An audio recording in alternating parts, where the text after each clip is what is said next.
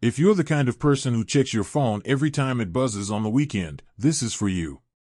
You clock out, but your phone, your boss, and your family still treat you like you're on call. You can't rest if your nervous system thinks you're on call 24/7. If you don't fix this, you'll keep starting Monday already exhausted and low-key resentful. Today I'll give you one simple rule and one sentence that protects your weekend. We'll use it in a real Friday night moment where your boss, your partner, and your family all want something at once. If that sounds like something you need, stay with me. Your phone buzzes on the counter while you're finally sitting down with a plate of takeout and a show queued up. It's Saturday night, you're still in the jeans you wore all week, and without even thinking, you reach for the phone. Work email. Then another buzz, your mom asking if you can help your cousin with their resume. Then your friend sends, "You're still coming tonight, right?" And your chest tightens because you never actually said yes, but somehow you're expected to be everywhere at once. You tell yourself weekends are for rest, but they never actually feel like rest. It's like your days off are just unpaid overtime for everyone else's needs. And here's the uncomfortable truth: if your weekends are constantly invaded, it's not because you're weak, or lazy, or broken.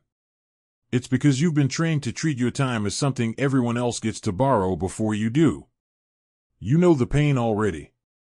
You dragged yourself into Monday feeling like you already ran a marathon. You said yes to one more favor, one more last-minute shift, and one more "can you just look at this real quick," until suddenly it's Sunday at 9 p.m. and your brain is still buzzing. You promise yourself you'll rest next weekend, and then the cycle repeats. It costs you your sleep, your patience, your creativity, and honestly, your self-respect, because you keep breaking promises you made to yourself. Today, we're going to change the way you treat your weekends. By the end of this lesson, you'll have simple rules for when you're available and when you're not, exact sentences you can send when people push, and a way to handle work messages, family requests, and social pressure without blowing up or ghosting. You'll know what to say, what to do, and how to protect your energy so you don't start Monday already empty. Educational content inspired by classical Stoic texts. Not medical, psychological, or legal advice. If you want steady Stoic focus lessons on emotional control, boundaries, and relationships every week, this is the channel for you. Stay with me until the very end, and while you're here, hit like, tap subscribe, and share your thoughts in the comments. First, we're going to tear apart the belief that you have to be on for work, family, and friends just because you're technically not at your job.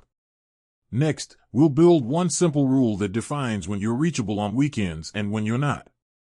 Then, we'll practice word-for-word scripts for handling work messages, family guilt, and last-minute invites without drama. After that, we'll walk through how to protect your time from your own habits, not just other people's demands. Finally, we'll step into a real Friday night scenario and see how all of this plays out when your phone is lighting up and you're tired and tempted to say yes to everything. In a bit, we'll walk through a specific Friday night where your boss emails, your partner wants plans, a family member texts "we need to talk," and instead of collapsing or exploding, you use these tools to protect your weekend and still feel like a decent human being. Let's start with something that sounds almost too basic. Your weekend isn't free time, it's recovery time. That shift in how you see it changes everything.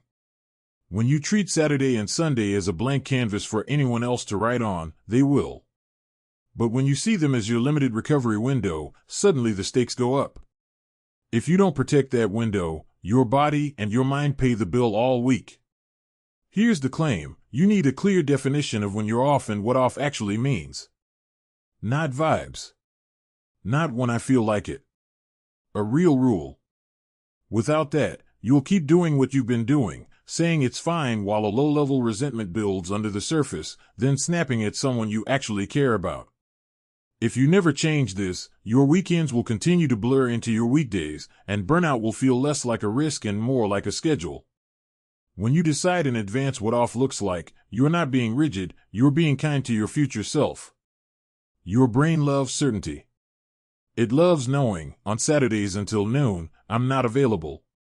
As one of the ancient Stoics would put it, your task is to guard your ruling center, your attention, from being dragged in every direction. When you pre-decide your weekend boundaries, you're taking back control from people's timing, from notifications, from last-minute requests, and putting it back in your hands. So here's one exact line you can use with other people and with yourself. When someone expects access to you on the weekend, you can say, "Weekends are my recovery time, so I'm only available between X time and Y time. Outside that, I'll respond on Monday." If that feels too strong, soften the second sentence. "If you don't hear from me right away, I'll get back to you on Monday." It's simple, clear, and it doesn't insult anyone. It just states your reality. Picture this in a North American setting. It's Friday at 4:30 p.m. You work a salaried job in an office or from home, and you're watching the clock. A coworker slacks you, "Hey, quick question, can you hop on a call tomorrow morning?" It's the only time the client is free. Your old reaction is instant guilt. You think, if I say no, I'm not a team player. If I say yes, there goes my Saturday morning, and you start typing, "Sure, no problem," while your stomach sinks. Instead, this time, you pause. You remember your rule: Saturdays are off until noon. You type, "I protect Saturday mornings as off time so I can actually recover. I'm not available then, but I can look at this Monday morning and send options." You send it, your brain screams, "They're going to be mad," and you resist the urge to follow up with 3 apology messages. An hour later, they reply, "No worries, we'll adjust." You realize nobody died. The sky didn't fall. You just protected your recovery window. Today, your tiny action is this: define in 1 or 2 sentences what off means for you on weekends. That's it. Something like, "I'm off from Friday 7 p.m. until Sunday noon. During that time, I don't respond to work messages, and I limit obligations to 1 planned event per day." You don't have to tell the world yet. Just write it down in your notes app or on a sticky note where you'll see it. Right now, take a slow breath with me. And through your nose, let your shoulders loosen, hold for a second, and then exhale through your mouth. As you breathe out, imagine the words "my time matters" settling somewhere in your chest. Say this sentence quietly, even if it feels awkward: "My weekends are not a free-for-all, they are my recovery." Say it again, a little slower, so your body hears it, not just your mind. You might already be wondering how this is supposed to hold up when your phone is buzzing and people are asking for things you care about. Hold on to that definition you just wrote, because when we hit that Friday night story later, that simple rule you set will be the difference between caving out of guilt and calmly saying, "I'll get back to you on Monday." Now that you've defined what off means, we need a boundary people can actually see. A lot of your weekend stress comes from invisible expectations. People assume you're available because you've always acted like you are. You don't have to give them your full internal schedule, but you do need one clear availability rule they can feel. Here's the claim: you need one simple weekend availability rule that you share with the people who contact you the most. Not a long speech, not a manifesto. One rule. Something like, "I don't respond to work messages on weekends," or "I only take calls after 2 p.m. on Sundays." If you don't set this, you'll keep getting just checking in messages at all hours, and you'll keep feeling torn between ignoring them and giving away your rest. It works because it takes the guesswork out of your relationships. Instead of everyone wondering, "Is it okay to text them about work, or can I ask them for a favor today?" they know your basic policy. Human beings often push where there's no clear line. When you calmly mark the line, many people will adjust. And the few who push against it are useful signals. They're showing you who benefits from you having no boundaries. A calmer, more focused version of you doesn't wait until you're frustrated to set these expectations. That version of you decides on a rule and communicates it on a normal, low-stress day, not in the middle of an argument. Here's an exact line you can send to your manager or team at the end of a week: "Just a heads up, I've started protecting my weekends more so I don't burn out. I'm offline for work from Friday 7 p.m. to Sunday 5 p.m., and I'll respond to anything that comes in after that on Monday." For family or friends, you might say, "I've been spread too thin lately, so I'm simplifying my weekends. I keep Saturday mornings and most Sundays as recharge time. If I don't respond right away, it's not personal, I'll get back to you when I'm back on. Imagine this in a typical U.S. context. You live in an apartment in a mid-sized city. You've got a group chat with your siblings and parents that's always active. You also have a boss who loves late-night emails. On Thursday, you send your manager that message about weekend availability. They reply, "Totally get it, thanks for letting me know." You feel a bit more grounded. On Saturday morning, your dad texts, "We need you to come help move furniture today." Before, you'd immediately feel obligated. You'd cancel your plan to rest or run errands, drive across town, and spend the whole day lifting couches, then drag yourself home exhausted and irritable. This time, you pause. You remember the line you used. You text back, "I've started protecting my Saturdays for recharge so I don't burn out. I can't come today, but I'm free next Saturday after 2 p.m. if you still need help." There's a small pause. Then he replies, "Okay, we'll manage today. Next weekend I could work." The guilt is there, but so is relief. Your tiny action today is to choose one person or group to share your availability rule with. Just one. It might be your boss, your partner, your parents, or your most demanding friend. You're not making a big announcement to the whole world. You're starting with the person who has the biggest impact on your weekends and letting them see the line. Before you actually send it, take another slow moment. Put your phone down for just 10 seconds. Take one deep breath in, letting your stomach expand a little, then breathe out through pursed lips like you're slowly blowing out a candle. In your head, repeat the line you're going to send. Say it once in your mind, then once quietly out loud, "I've started protecting my weekends so I don't burn out." Let that sentence feel normal in your mouth. You're not begging. You're not attacking. You're simply stating how you live now. You might notice a part of you worrying, "What if they think I'm selfish?" Hold that worry. Don't argue with it yet. Just notice it and set it aside, because in a little while, we're going to look at a moment where someone actually pushes back, and you don't fold. Boundaries start to feel real when you define your reply rules. Most of the weekend chaos comes from your phone. Notifications turn every quiet moment into a decision point: respond now, respond later, or feel guilty. So here's the claim for this part: you need a reply window for weekends, and you need to treat it like a rule, not a vague wish. If you leave your replies to mood and energy, your brain will keep you in constant low-key vigilance, checking messages just in case.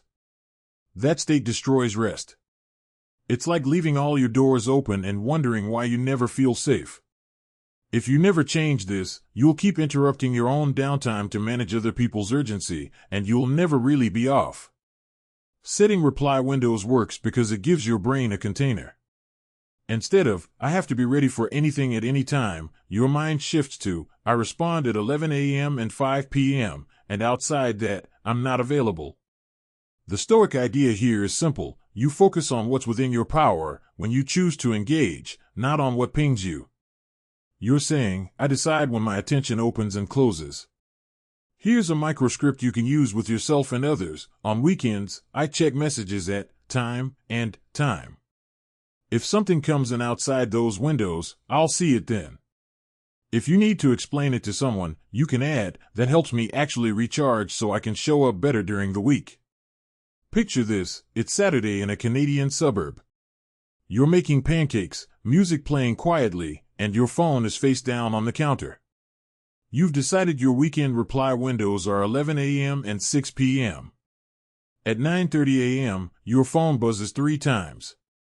Group chat. Work email. A friend asked, "Got a minute?" Your old pattern would be to grab the phone, read everything, mentally start solving problems, and suddenly your relaxed morning turns into crisis management. This time, you glance at the clock.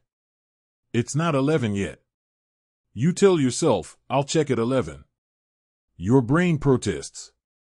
You feel the itch. What if it's urgent? You let that thought float by. You keep flipping pancakes. You pour coffee. At 11, you sit down, open your phone intentionally, and go through messages. Work email, a question that can wait. You flag it for Monday. Friend, got a minute? You respond, just saw this.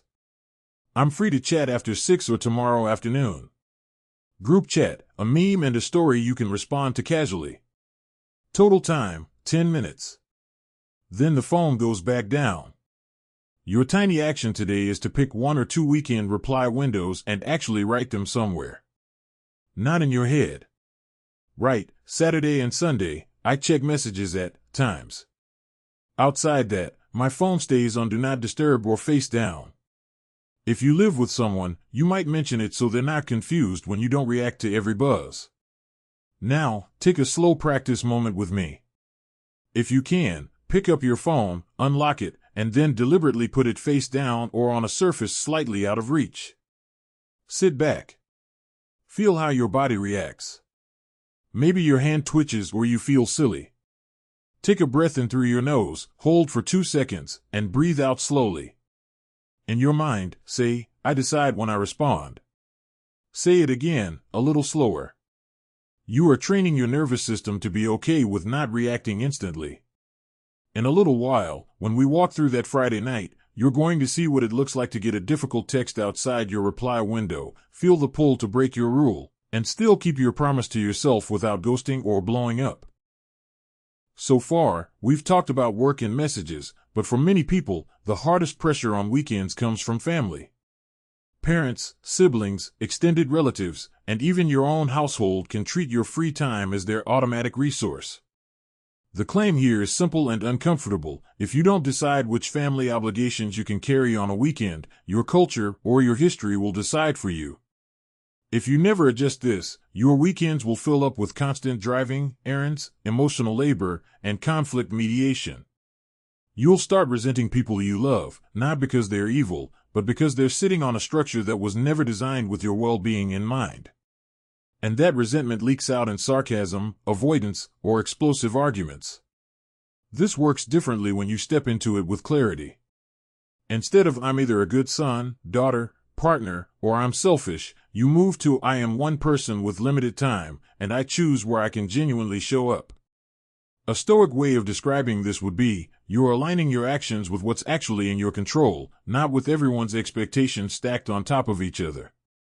Here's a line you can use with family when they make a weekend request that would overload you. I want to be there for you, but I can only commit to this specific thing this weekend.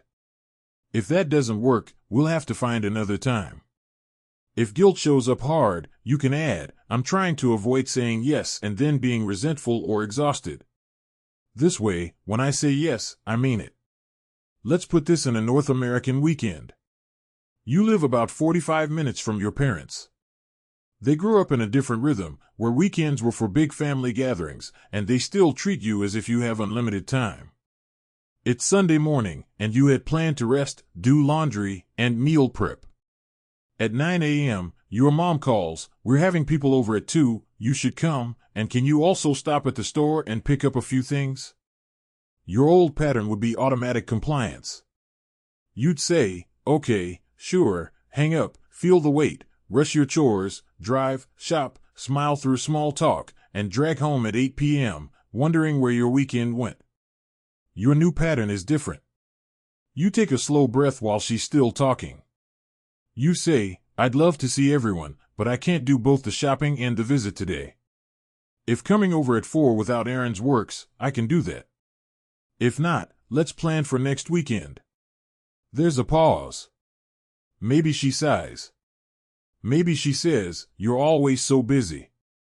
That's the moment your guilt used to make the decision. This time, you let the comment pass through you.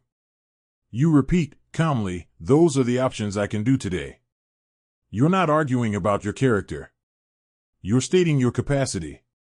Your tiny action for this area is to decide 1 or 2 family-related boundaries that will protect your weekends from overload.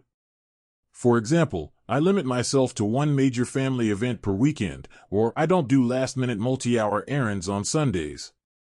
You're not announcing it yet. You're just deciding where your line is. Take a slow practice moment. Bring to mind 1 family situation, recent or upcoming, that pulls on your weekends the hardest. Notice what happens in your body, tight chest, clenched jaw, heavy stomach. Then take a breath in and out, and gently say to yourself, I cannot be everywhere, and that doesn't mean I don't care. Say it again, a little slower. Your nervous system has been trained to equate saying no with betrayal. You're teaching it a new association. Saying no can be an act of honesty and respect. Later, when we walk through that Friday night and weekend sequence, you'll see yourself using this kind of sentence when a family member texts, we need you to come right now, and instead of driving across town automatically, you set a limit and still stay connected. Social pressure has its own flavor. Sometimes it's friends who always want you out late. Sometimes it's a partner who packs the schedule. Sometimes it's your own fear of missing out pushing you to say yes to everything. The claim here, to protect your weekends, you need a default rule for social invitations, or you'll keep saying yes on autopilot and paying for it later. If you never set this, your calendar will fill faster than your energy can recover. You'll spend Sunday night scrolling, regretting, and promising yourself you'll be more selfish next time, without any actual plan. Over time, your body will start to associate weekends with performance and obligation, not rest or connection. Why does a default rule work?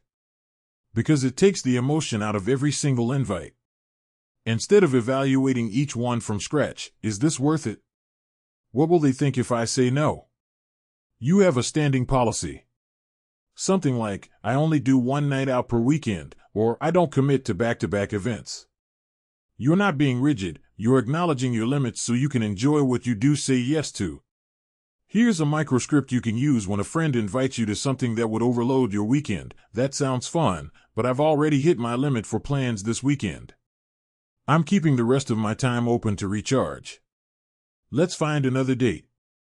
If you want to soften it with appreciation, add, I really do want to see you, I just want to show up when I actually have energy. Picture a typical U.S. city Friday. You've already agreed to a small get-together on Saturday night. On Friday afternoon, another friend texts, we're going out tomorrow too, brunch and then shopping, you have to come. Your old pattern, split-second yes, then realization that you've just booked your whole Saturday and will probably crash halfway through. You'd show up tired, half-present, and spend Sunday like a ghost on the couch.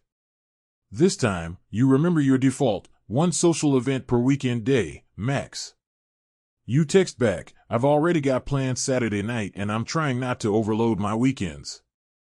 I'm going to pass this time, but I'd love to do brunch another weekend. They send the usual, you're no fun, or a laughing emoji. You resist the urge to over-explain. You stay with your one-line reason. Your tiny action today is to define your social default. That might be no more than one big outing per weekend, or I don't commit to last-minute Saturday plans, they have to be set by Friday night, or I need at least one full half-day with no plans. Choose one and write it down. If you live with a partner, consider sharing it and negotiating together so you're on the same page about what weekends look like. Now, take a slow practice moment. Think about a friend or group that frequently drains your energy even though you care about them. Notice what your body does when their name pops up on your screen. Do your shoulders tense? Does your stomach knot? Take a breath in and out, and say quietly, I'm allowed to protect my energy and still be a good friend. Say it again, slower. You're rehearing yourself as someone who doesn't have to choose between health and connection. When we get to that Friday night story, you'll see this play out as you get a last-minute invite that you would have automatically said yes to, and instead you make a different choice and feel the difference on Sunday night. Up to now, we've focused on other people, bosses, family, and friends. But there's another layer that's just as important, you. You can have perfect external boundaries and still wreck your weekends by overloading them with your own expectations. Side projects, side hustles, chores, self-improvement plans, all good things in the wrong quantity. Here's the claim, you need boundaries with yourself about what you expect to accomplish on a weekend. If you don't, you'll turn your days off into a private productivity competition and still feel like a failure by Sunday night. If nothing changes, you'll keep making unrealistic lists, doing half of them, and then shaming yourself for not being disciplined enough. This works differently when you apply the same clarity to your internal expectations that you're trying to apply to other people. Instead of "I should be able to do laundry, deep clean, batch cooking, workout, side hustle work, and family time," you shift to "I am one human with a finite amount of energy, and my weekend has a job to restore me enough to face the week." Even one of the ancient teachers would say your task is to do what fits your nature and situation, not what your ego fantasizes about. Here's an exact line you can say to yourself on Friday when the weekend fantasy planning starts: "I don't need to fix my whole life this weekend. I need to choose 2 or 3 important things and leave space to rest." You can even write that at the top of a notepad or digital checklist. Imagine a typical Saturday. You're in a small apartment in a big city, or a house in a quiet neighborhood. You've worked all week. On Friday night, you wrote a massive to-do list: clean every room, organize your closet, cook 3 meals, run 5 errands, do a full workout, make progress on your online course, and call 3 people. It's noon Saturday and you've barely started. Old pattern: panic, self-criticism, frantic rushing, then collapsing into Netflix and feeling like you wasted the weekend. New pattern: you look at the list and apply a boundary with yourself. You circle 3 things: laundry, grocery shopping, and 45 minutes on your side project. You mark the rest as future weekends. You say out loud, "I'm allowed to do less and rest more." Your mind protests. "But we need to get ahead." You answer yourself, getting ahead while burned out isn't actually getting ahead. Your tiny action here is this: before your next weekend, commit to a 3-task max rule for major efforts. That means you pick no more than 3 significant tasks you'll definitely do. Everything else is a bonus, not an obligation. Write "weekend big 3" and fill them in. If you live with someone, you can coordinate your big 3 so you're not accidentally stacking too much. Take another slow practice moment. Close your eyes for a second if it's safe, and picture a weekend where you did less but felt more restored. Maybe you took a long walk, actually tasted your food, and had 1 real conversation instead of 10 rushed ones. Take a breath and say quietly, "Rest is not a reward I earn, it's part of how I function." Say it again, slower.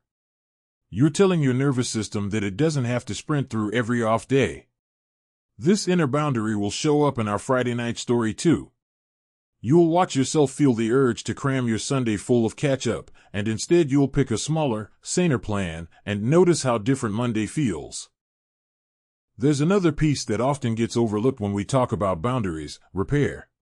Even with the best intentions, you will break your own rules sometimes. You'll answer that late-night work email. You'll say yes to a family thing that you knew was too much. You'll overload your Sunday. The claim here: if you don't have a way to reset after you break a boundary, you'll either give up entirely or double down with harsh self-punishment. If nothing changes, your pattern will be: try to set a boundary, fail once, decide "I'm just not that kind of person," and slide back into the old way. Or you'll go to the other extreme and swing into cold, rigid rules that damage relationships. Neither is necessary. A simple repair process works because it treats boundary slips like normal human moments instead of moral failures. You notice, you name what happened, you communicate if needed, and you reset one specific thing. As one of the Stoic teachers might frame it, you return your mind to the task without beating it like a disobedient animal. Here's a microscript for repairing with yourself: okay, I broke my own rule there. That doesn't mean the rule was wrong, it means I'm learning. What's one thing I can reset right now? And if you need to repair it with someone else because you snapped, you can say, "I should have been clearer about my limits earlier. I'm sorry I reacted that way. Here's what I can actually do next time." Picture this on a North American weekend. It's Saturday night, and you had told yourself you wouldn't touch work. Yet you noticed a notification, opened your laptop, and suddenly it's 11 p.m. and you've done 2 hours of unpaid work. Old pattern: slam the laptop shut, drown the frustration in scrolling or snacks, and tell yourself, "I always do this, I'll never change." New pattern: you close the laptop and sit for a moment. You say to yourself, "I broke my rule tonight." That doesn't erase the boundary. I'm still someone who protects my weekends, and I'm learning. Then you choose one concrete repair move. Maybe you decide, tomorrow, the laptop stays in my bag until 5 p.m. Or I'm going to email my manager on Monday to clarify when weekend work is actually necessary and when it isn't. If you snapped at your partner when they interrupted you working, you take 30 seconds and say, "Hey, I'm sorry I was short with you. I broke my own rule by working tonight, and I was annoyed at myself, not you." Your tiny action here is to write down a simple reset script for the next time you break a boundary. Something like, "I slipped, but the rule still stands. One thing I'll do differently next time is," and leave a blank. When you actually slip, you fill in the blank with something small and real. You're building muscle, not checking off a perfection box. Take a slow practice moment. Remember a recent weekend where you felt like you failed at boundaries. Maybe you said yes too much. Maybe you hid from everyone. See it for a second. Then take a breath in and out and say, "I'm allowed to be learning this. One weekend doesn't define me." Say it again, slower. Let some of the shame drain out of it. You are not behind, you're practicing something you were probably never taught. This idea of repair and reset will matter when we step into that Friday night story in a moment. You're going to see yourself almost repeat the same old patterns and then catch it faster, reset, and get a different outcome. Now let's put all of this under pressure. It's one thing to talk about rules in the abstract. It's another when you're tired, your phone is buzzing, and multiple people want something at the same time. This story is where we weave everything together. It's Friday evening in a mid-sized American city. You're driving home from work or logging off your laptop at your kitchen table. It's been a long week. You're thinking, this weekend, I'm actually going to rest. You've already decided your availability rule, no work from Friday 7 p.m. to Sunday afternoon. You've got reply windows, a social default, and a loose Big Three plan written down for Saturday and Sunday. It's 6:45 p.m. when your boss emails, "Can you take a look at this deck for Monday's meeting?" Shouldn't take long. If you can send feedback over the weekend, that'd be great. Right after that, your partner texts, "My parents want us to come over tomorrow afternoon. I kind of already told them yes." Then a sibling texts, "We're doing a game night Saturday, you in?"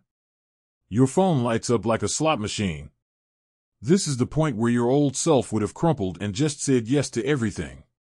You feel the familiar tightening in your chest. Your brain starts running the script. If I say no to my boss, I'll look uncommitted. If I say no to my partner's parents, I'll be rude. If I say no to my sibling, I'll be left out. You feel your hand moving toward the phone to just start saying yes. Here's the turning point.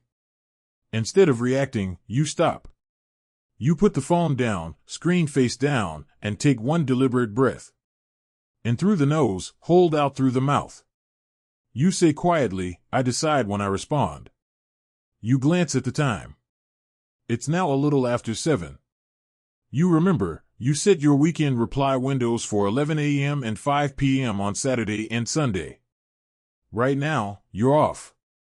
You walk into the kitchen, heat up leftovers, and allow the discomfort to be there. Part of you feels like a bad employee, a bad partner, a bad sibling, just for not responding instantly. You remind yourself, nobody has actually heard no yet. I'm just not answering right this second. Fast forward to Saturday morning. You sleep in a little later than usual. The sun is coming through the blinds. You make coffee, not in a rush. Your phone is still on Do Not Disturb except for a small list of emergency contacts.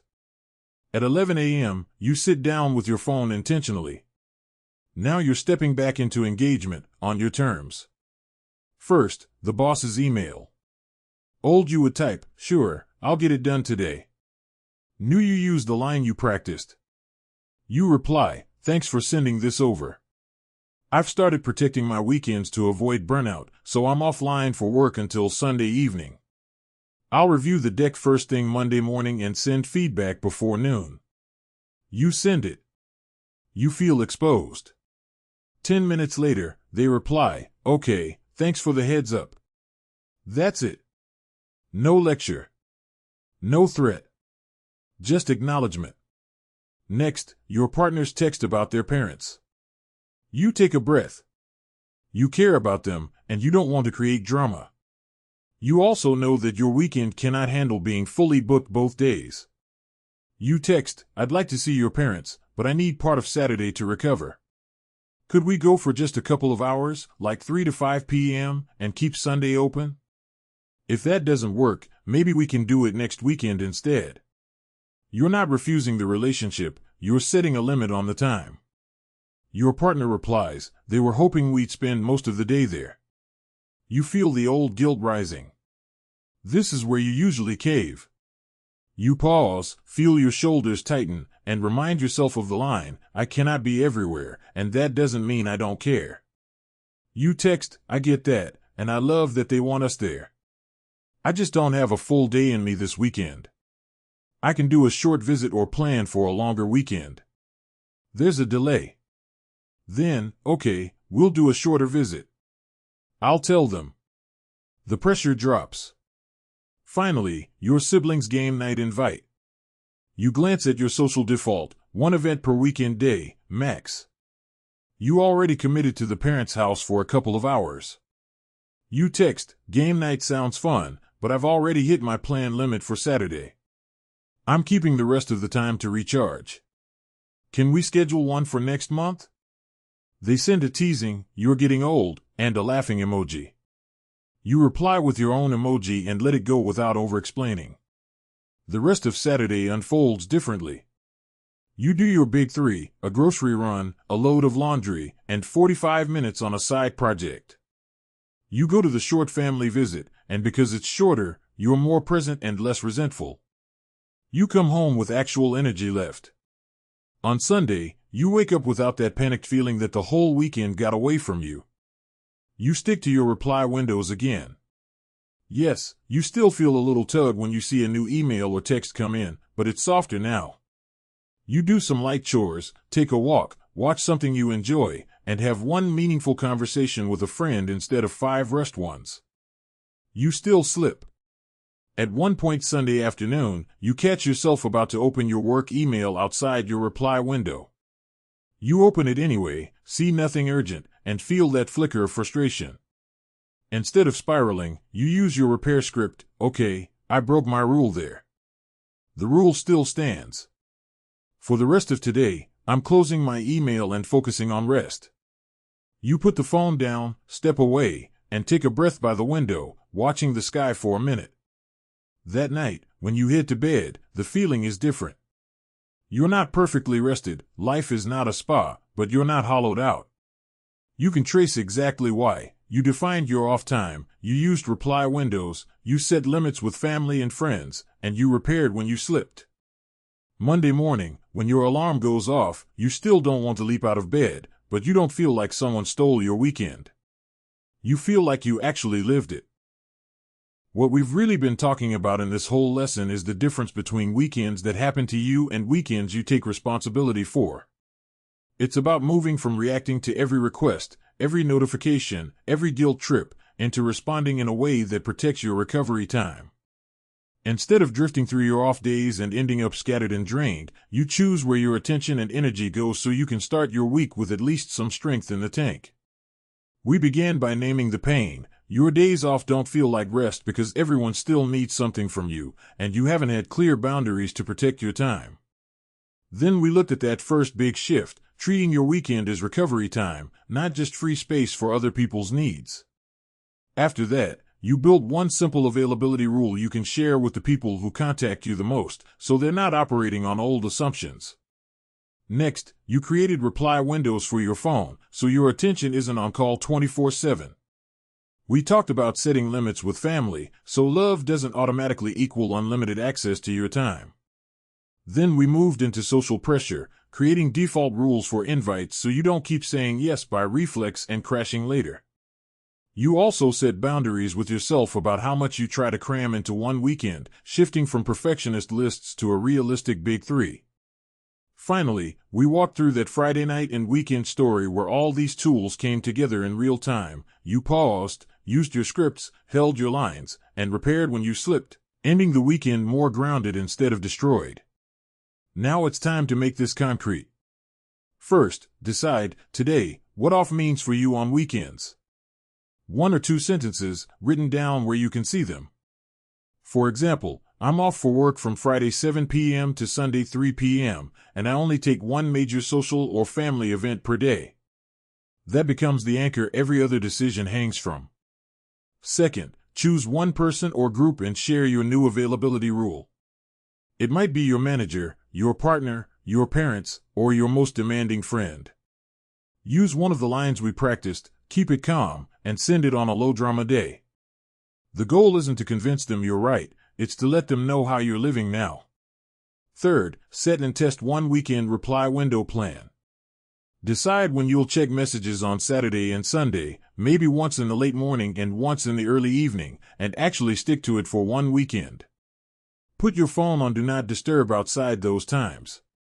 Notice what comes up in your body and your thoughts, and use the breathing and self-talk we practiced to ride out the discomfort. If this resonated, the next natural step is to go deeper into handling pushback, especially when people don't like your new boundaries. A follow-up lesson might be something like how to handle guilt and backlash when you start saying no, where we explore how to stay calm and firm when others react to your changes. If you want a whole library of Stoic Focus lessons on emotional control, boundaries, and relationships, this is what we do here every week. If you feel messages like this need to reach more people, hit like, tap subscribe, and share your thoughts in the comments.